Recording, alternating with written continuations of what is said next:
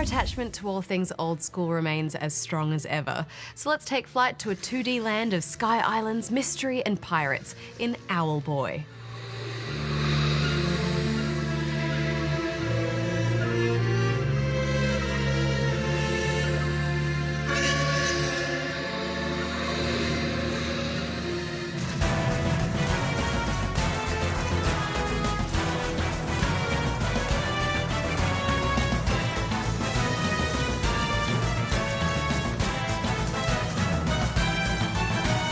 In Owlboy, you play as Otus, who is part of a race of owl-human hybrids that act as guardians of a small village in the sky. But Otus has it rough to begin with. Apart from being mute, he's not much of a flyer either. And the game's tutorial serves as a way to make you feel totally and utterly downtrodden. Yeah, it's really heartbreaking. Otus's mentor is a harsh instructor, and you already feel like you'll never live up to his lofty expectations. But it fills you with the necessary determination as a player to change Otus's standing in the community. And this opportunity comes when a gang of deadly pirates attack the village. Mastering flight at last, Otus rises literally to the challenge. This looks like a platformer, but as you are flying most of the time, you don't really jump about on platforms that much. It's more about pathfinding and navigating enemies. And to help you along your way is your best friend Getty, who can't fly but acts as your gunner, so you pick him up and carry him with you. It's a lovely friendship, and you feel the loss of him whenever you get separated. Not only for his handy ranged attack, but for his companionship as well.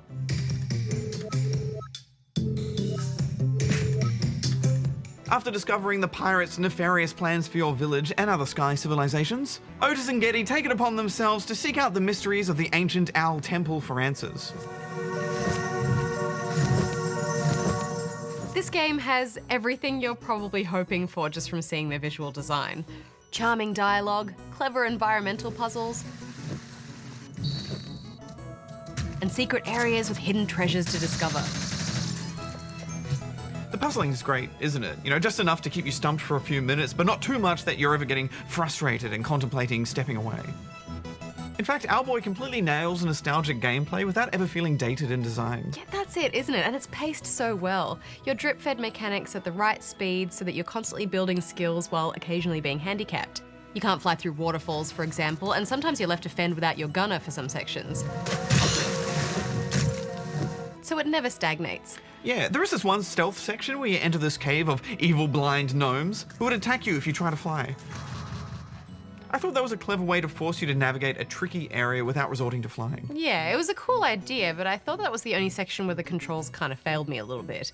You can only jump, obviously, but to fly you press the jump button twice, so you find yourself kind of triggering flight whether you intend to or not. I think it was a way to force you to choose trickier pathways, though. We had to take smaller jumps and therefore only jump once. But yeah, I do agree that bit could have been finessed a bit more. I like that the combat wasn't just limited to shooting, though. Some enemies required you to drop Getty so that you could perform a melee attack to break through their armor, and then pick them up again to shoot them down. Yeah, in fact, a lot of the enemies or barricades you'll encounter are impervious to Getty's gunfire. Instead, you'll need to rely on crafty dodging. Or perhaps pick up some other object to use as an explosive or projectile. You become even more dexterous once you gain the ability to teleport Getty to you at the push of a button, which you'll make the most use of in some tricky boss battles.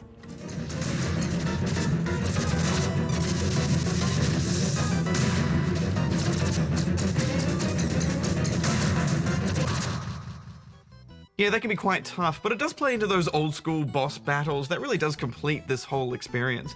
Eventually, you do pick up other companions along the way too, which will help you access certain areas you previously couldn't with different weapons. Alternating between these friends is all part of the juggling act. Gorgeous high-res pixel graphics too, just beautiful.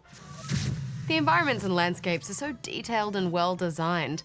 And while the pathfinding can seem like it's a bit maze-like and you have that anxiety over, well, what's down the other path? It's actually very clever in the way many paths loop back around or subtly guide you back to take that pathway also.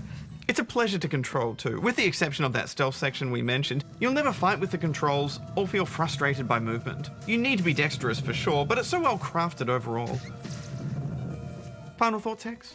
Well, I often find myself saying, if you like old school games, give this a go when recommending these kinds of experiences, but Owlboy is the exception.